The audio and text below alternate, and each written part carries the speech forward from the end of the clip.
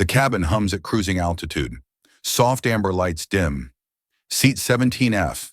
A single dad in a worn jacket gently cups his young son's ears. The passenger in front sneers. "Keep that kid quiet, or else." A flight attendant frowns. Her voice is ice cold.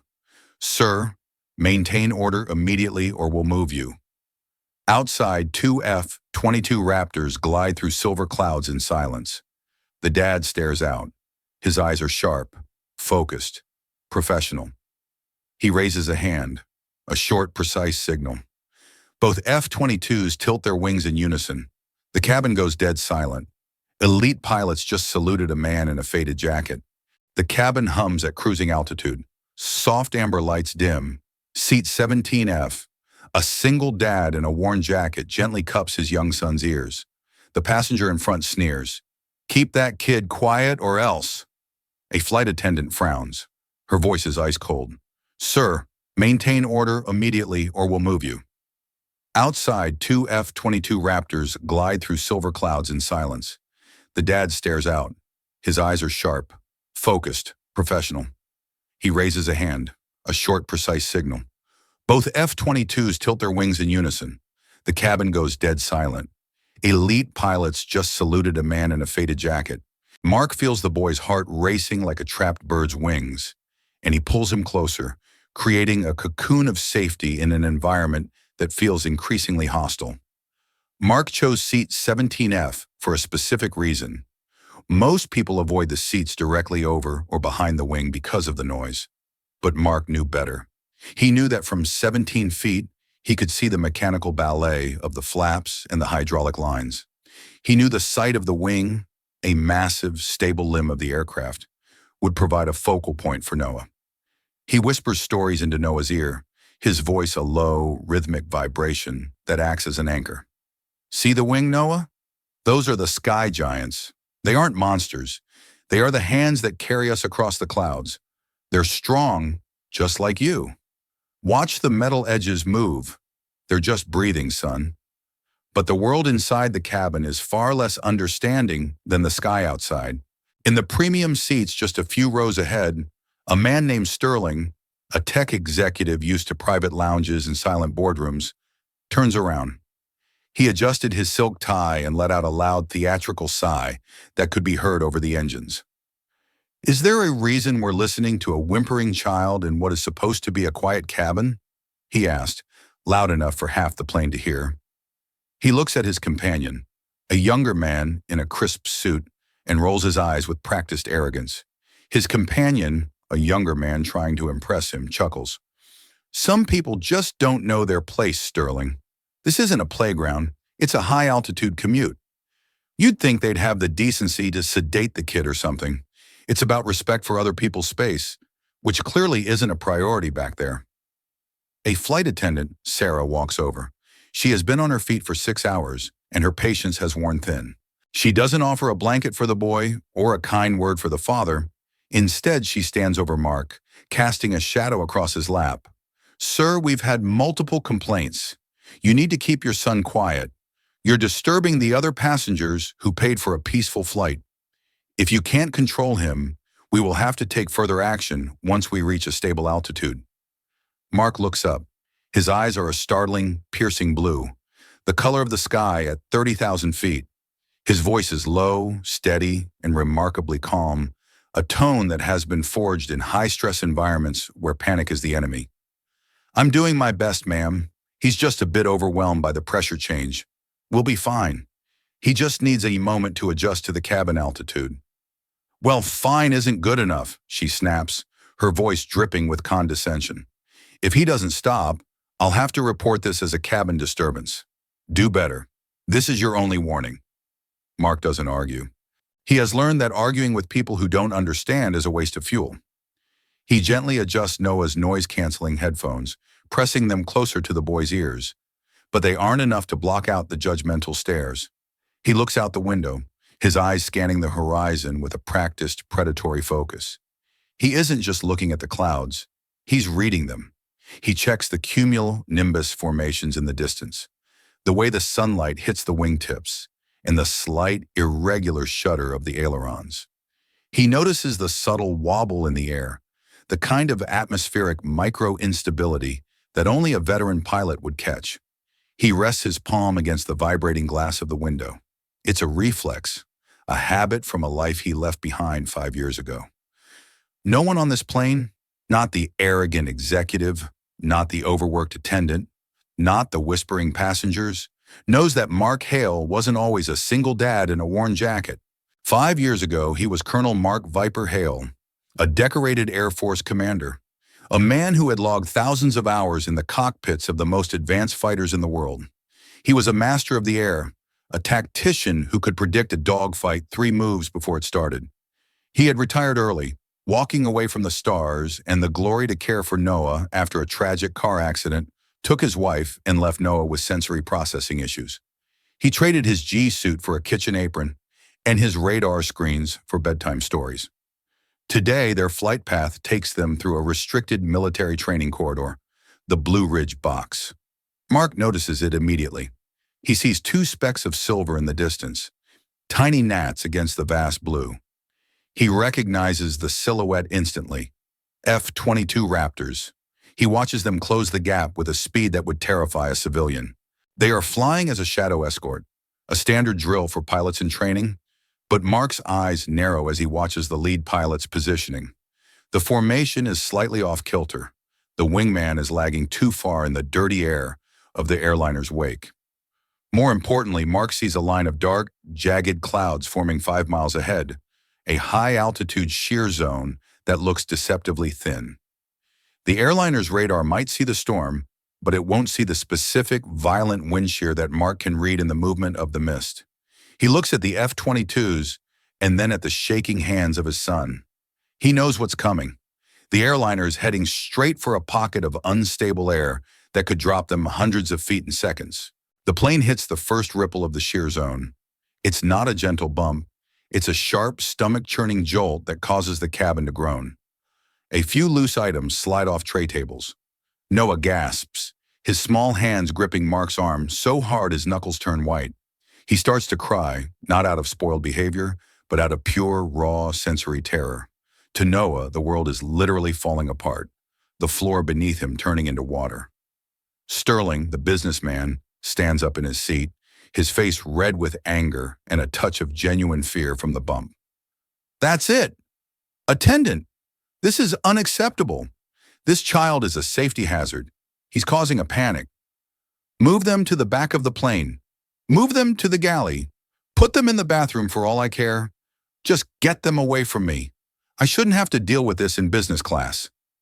Sarah, the flight attendant, returns, her face tight with a mixture of annoyance and professional panic. The turbulence is making everyone nervous, and she needs a scapegoat to restore a sense of control. She points at Mark. "Sir, I warned you. I'm going to have to ask you to relocate to the very last row. We need to maintain a quiet environment for the cabin during this weather. If you refuse, I will have the captain radio ahead for law enforcement." Mark looks at Noah. The boy is hyperventilating. Moving him now through a crowded, bumpy aisle would be like throwing him into a blender. Mark shakes his head slowly, his voice dropping an octave into a tone of command he hasn't used in years. A voice that once commanded entire squadrons into battle. "Please, just give me 1 minute. If I move him now, he'll spiral. I can settle the plane. I know what's happening outside." "You can settle the plane?" Sarah scoffs, her voice dripping with sarcasm. "What are you, a magician? Or have you finally lost it? Move now, sir, or I'll have security waiting for you at the gate. You're just a passenger, not the pilot." The passengers around them start to join in, fueled by their own anxiety. "So entitled," a woman in 16D mutters. "He thinks his comfort is more important than the rules. Some people just don't have any discipline. It's poor parenting. Plain and simple." Mark ignores the insults, but he can't ignore the sky. The F-22s are now less than 50 yards away, pacing the airliner. They are so close that Mark can see the individual rivets on their gray skins. Mark sees the lead pilot's helmet turned toward the cabin, scanning the windows for any sign of the eagle they were told might be on board. Mark recognizes the tail numbers, the 94th Fighter Squadron, the Hat in the Ring gang. His old unit, his boys. He knows the primary wind shear is 10 seconds away. The air is curling over the airliner's wings in a way that signals a massive downdraft. If the Raptors don't adjust their wake shielding immediately to break the pressure wave, the airliner is going to take a 50-foot drop that will send service cars flying and Noah into a total breakdown. Mark takes a deep breath. He lets go of Noah for a split second, his hands moving with a precision that defies his ragged appearance. He presses his right hand against the window glass, directly in the line of sight of the Raptor pilot, using the high contrast light of the high altitude to make his fingers visible. He begins a sequence of hand signals. They aren't the frantic waves of a terrified passenger. They are sharp, rhythmic, and military grade. It is the universal language of the cockpit, used when radios are jammed, silent, or when a commander needs to communicate covertly. Index finger up, signal alpha, 2 fingers flat, formation delta, a sharp horizontal sweep, shear warning, followed by a 3-finger tap, execute shield. Look at this guy! Sterling laughs, pointing a finger at Mark. He's lost it. He's trying to talk to the planes. Is he casting a spell? Or is he just crazy? We have a lunatic in 17F. He think he's Top Gun. Sarah reaches for Mark's shoulder, her grip firm and aggressive. Sir, stand up immediately. I am giving you a direct order. Mark doesn't move. He doesn't even look at her. He repeats the signal, his hand moving faster, more authoritative, his eyes locked onto the dark visor of the lead pilot. He knows the pilot is looking for him.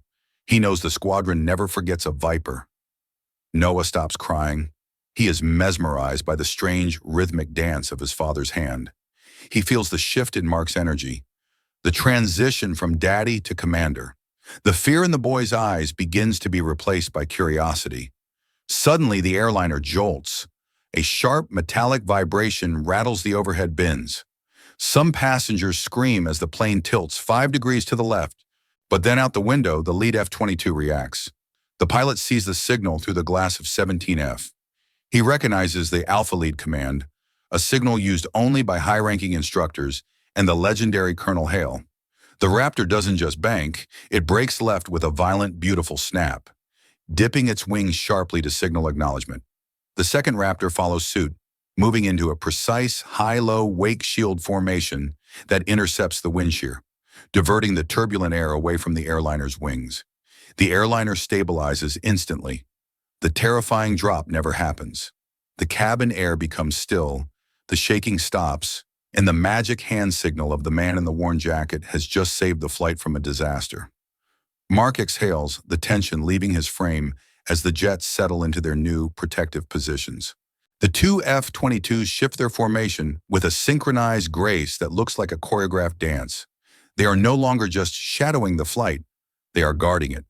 They pull in perfectly parallel to row 17, so close that the passengers can see the heat shimmer from the engines and the digital camouflage on the fuselage. They are so close that the cabin vibrates with the low-frequency thrum of their massive power. The lead pilot, Captain Stinger Jenkins, though Mark doesn't know it yet, pulls his aircraft in so tight that the tip of his wing is only feet away from the airliner's glass. He looks directly into the window of 17F. Through the gold-tinted visor, he sees the face of the man who just gave him a command he hadn't seen since flight school. He sees the man who taught him how to survive the most dangerous skies on Earth. Mark raises his hand again. This time, it isn't a command. It's a slow, deliberate, and formal salute. It is the salute of a man who has held the weight of 100 lives on his shoulders, a man who has led men into fire and brought them home. It is a salute of pure, unspoken respect. The pilot in the F-22 doesn't just wave back. He doesn't give a thumbs up or a casual nod. He does something that makes the entire cabin gasp. He snaps his hand to his helmet in a rigid, crisp military salute. His wingman, seeing the exchange, mirrors the gesture instantly. 2 of the most lethal pilots in the world are paying homage to a passenger in premium economy. Then comes the wingdip ceremony, a high-honor greeting reserved exclusively for the highest-ranking commanders and legends of the sky. The 2 multi-million-dollar war machines tilt their wings left, then right, then left again in perfect unison. It is a display of absolute mastery a silent roar of recognition. The cabin goes dead silent. The only sound is the soft sob of a passenger in the row behind who realize they just witnessed something historic. The air in the cabin feels thick with the realization that they have completely misjudged the man in 17F. Sarah's hand, which was still gripping Mark's shoulder to force him out of his seat, slowly slides off. She stares out the window, her mouth hanging open. She looks at the F-22s, then at the man in the faded jacket, then back at the planes. Her face turns a bright, burning red as she realizes the magnitude of her mistake. I don't understand, she whispers, her voice barely audible. Sterling, the businessman, is frozen in his seat. The color has drained from his face, replaced by a sickly, pale shade of gray. He looks at his expensive watch, then at the man he just called a lunatic. He shrinks into his seat, trying to make himself as small as possible, as if the sheer presence of the F-22s might crush him. Suddenly, the cockpit door of the airliner swings open. The captain of the flight walks out. He is a veteran pilot, a man who has flown for 30 years, but his hands are trembling slightly. He doesn't look at the passengers. He doesn't check on the disturbance. He looks straight at row 17, his eyes locking onto Mark with a look of awe. He had seen everything on his external cameras. He had heard the frantic, awe-stricken chatter on the military emergency frequency. He had heard a young F-22 pilot yell, "Eagle lead! We have Viper in the window! I repeat, Colonel Hale is in 17F. Permission to perform the honor pass." "Sir," the captain says, his voice thick with a reverence that silences the entire plane. He stands in the aisle and bows his head slightly toward Mark. "I just received a priority transmission from the 94th Squadron lead." Sarah, the lead flight attendant, stammers, "Captain, what's going on? We were just moving him. He was causing a disturbance. I was just following protocol." The captain turns to her, his gaze hard and cold, more sharp than the wind outside. "The only disturbance on this plane is the ignorance in this cabin. Do you have any idea who this man is? Protocols are for managing passengers, Sarah. This man is the protocol." He looks back at Mark and speaks for everyone to hear, his voice carrying through the silent cabin. "Colonel Mark Hale isn't just a pilot. He's the man who wrote the manual for the aircraft you see outside. They just identified him. They said they are honored to be flying in the shadow of a legend. They've requested permission to stay on our wing until we leave the corridor as a gesture of respect." The F-22s stay for 5 more minutes, a silent, powerful honor guard. They fly so steady that they look like they are bolted to the air. Then the lead pilot gives one final wing wag. They ignite their afterburners, 2 twin streaks of orange-white flame that tear through the sky like lightning, and bank away, vanishing into the clouds in a matter of seconds, leaving only a faint rumble and a memory. Mark lowers his hand, his expression returning to that of a quiet, tired father. The Viper has retreated and Daddy is back. He turns back to Noah, who is looking out the window with a look of pure, unadulterated wonder, his small hands no longer shaking. Mark pulls him close, kissing the top of his head. "See, Noah? The sky giants say hello. They know you're a brave boy. They wanted you to know that they're watching over us." The silence in the cabin is no longer awkward. It is heavy with a sudden, profound respect. The passengers who had spent the last hour whispering insults are now looking at their laps, unable to meet his eyes. They realize they didn't just mock a single dad. Nahin. They mocked a hero who had given up everything, the jets, the rank, the stars, for the child he was holding. Sterling quietly unbuckles his seatbelt and moves to a different row in the back of the plane, disappearing without a single word, leaving his luxury behind for the shadows of economy. The remainder of the flight is the quietest Mark has ever experienced. There are no more complaints. There are no more direct orders to move. In fact, every time a flight attendant passes row 17, they do so with a soft step and a respectful nod. After the wheels touch the tarmac and the plane taxis to the gate, the captain is waiting at the door. He isn't there to say goodbye to the VIPs. He is waiting for one specific passenger. As Mark and Noah gather their things, the worn sketchbook, the noise-canceling headphones, the faded jacket. The captain approaches them. "Sir," the captain says, extending a hand, "I'm Captain Miller. It would be the greatest honor of my career if you and your son would visit the flight deck before you deplane." Mark looks at Noah. The boy is exhausted, his small face pale from the long journey. He just wants to go home to his bed and his dog. Mark offers a small, tired smile, the smile of a man who doesn't need the spotlight anymore. "Thank you, Captain Miller. Truly. But I think we've had enough excitement for one day. I need to get my son some dinner and some quiet." The captain nods, his eyes showing a deep understanding. He turns his gaze to Sarah, the flight attendant, who is standing nearby, her face flushed with a shame that will likely stay with her for years. "I hope you realized who you were speaking to," the captain says firmly. "This is Colonel Mark Hale. He didn't just fly planes. He designed the tactics those F-22 pilots use to stay alive every single day. He is a man who was offered a general's star and turned it down to be a father." Sarah steps forward, her voice trembling. I am so sorry, Colonel. I didn't know. I was just trying to manage the complaints.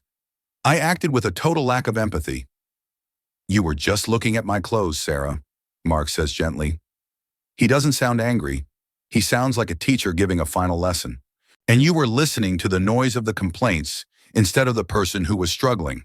In the air, if you only look at the surface, you crash. It's the same on the ground." She looks down, unable to find the words to apologize for the weight of her judgment. As they walk through the jet bridge and into the terminal, the businessman, Sterling, catches up to them. He looks nervous, his hands shaking as he holds out a small, expensive-looking toy plane he had evidently bought at the airport gift shop during a previous layover. "For the boy," he says, his voice cracking. I acted like a fool. I was stressed about a merger, but that's no excuse. I'm sorry." Mark takes the toy and hands it to Noah. Noah takes it, his eyes brightening as he looks at the little silver wings. "Apology accepted," Mark says to Sterling. "Just remember, the loudest people in the room usually have the least to say. Real strength doesn't need to complain." The passengers from Flight 402 watch in silence as the man in the worn jacket disappears into the crowd of the airport, holding his son's hand. He isn't a general to them anymore. He isn't a single dad in 17F. He is simply a man who understands that the highest honor isn't found in the sky. It's found in the person you're willing to stay on the ground for. The flight landed safely, but the ripples of what happened in row 17 spread far beyond the airport. Mark Hale returned to his quiet life in a small house with a big backyard. He didn't post about the salute on social media. He didn't call the local news to tell them he was a hero. To him, the salute wasn't about his ego or his past glory. It was a message from his boys in the squadron. A reminder that even though he had left the cockpit, he was still their commander. It was a brotherhood that never dies, even when you trade a flight suit for a car seat and a tactical map for a grocery list. The passengers on Flight 402 walked away with a lesson they would never forget. They learned that authority doesn't always wear a uniform with gold braid. It doesn't always sit in first class or carry a leather briefcase. Sometimes it sits in 17F, wearing a jacket with holes in the sleeves and a heart full of patience, quietly protecting the things that matter most while the world mocks him. A single hand signal had spoken louder than 1,000 complaints. True power doesn't need to scream to be heard. It doesn't need to demand respect. It commands it through character. Dignity isn't a status given by a ticket. It's a choice made in the face of adversity. As they reached their old, reliable car in the parking lot, Noah looked up at his dad, clutching his new toy plane. "Dad, why did they salute you? Are you a sky giant too?" Mark smiled, a warm, genuine expression that erased the years of tiredness from his face. He ruffled his son's hair and buckled him safely into his seat. "No, Noah. I'm just a man who knows that sometimes the most important flight is the one that brings you home." He started the engine and drove away, a simple father and his son, leaving behind a cabin full of people who would never look at a stranger in a worn jacket the same way again. They had seen a hero, not because he flew high, But because he was willing to walk low for the person he loved, it was a flight they would remember for the rest of their lives, a reminder that beneath every ordinary surface, there might be a hero waiting for the right moment to show the world how to truly fly. If you believe that respect should be given to everyone, regardless of their appearance, subscribe for more stories that reveal the hidden truth. Leave a comment below. What would you have done if you were in Mark's shoes? Would you have corrected the people mocking you, or let your actions speak for themselves?